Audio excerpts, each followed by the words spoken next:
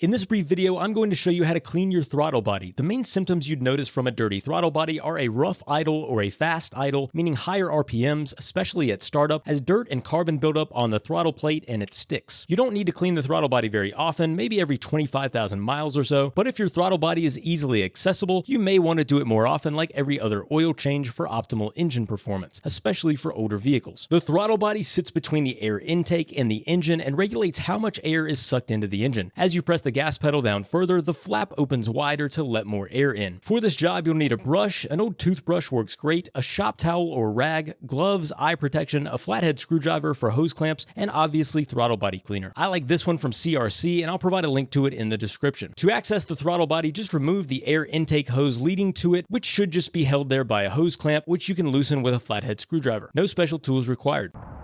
Disconnect the electrical connector.